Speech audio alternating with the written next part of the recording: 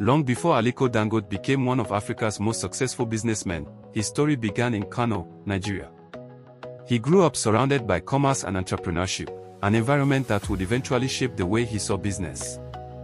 From an early age, he learned that wealth was not simply about having money.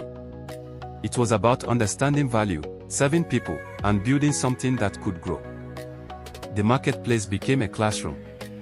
He watched how goods moved from sellers to customers, how prices changed, and how relationships created opportunities. These early lessons would become important later, when he entered business himself. Dangote would eventually study business studies at Al-Azhar University in Cairo, but some of his earliest lessons came from watching commerce happen around him. In 1978, Dangote began his business career by trading commodities, including rice, sugar, and cement. What started as a relatively small trading operation would become the foundation for something much bigger. Instead of remaining satisfied with buying and selling, he began looking toward the next question: what if Africa could produce more of what Africans consume? The business expanded beyond a small trading operation. Commodities moved through ports, warehouses, and distribution networks, reaching markets across Nigeria. Dangote Industries describes its early business as focused on imported commodities such as cement, rice, sugar, flour, and salt.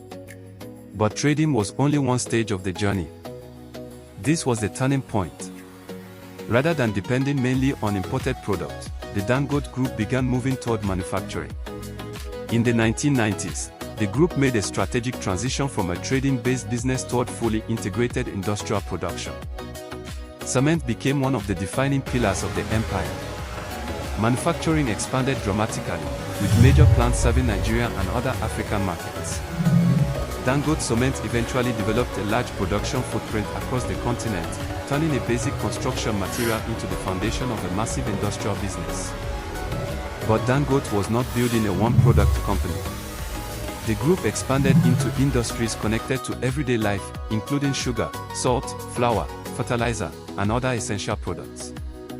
The strategy was becoming clear: build businesses around fundamental needs, manufacture locally, and create the scale required to compete across Africa.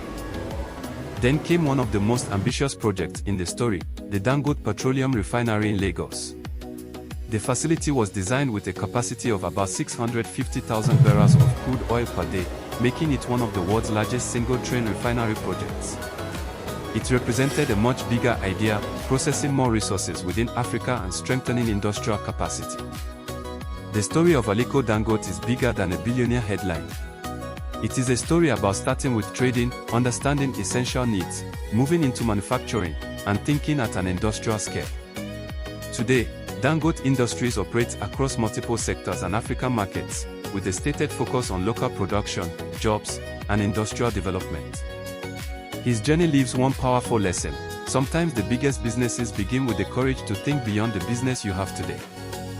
If you want to understand how Africa's greatest entrepreneurs think, stay with the African Wealth Stories.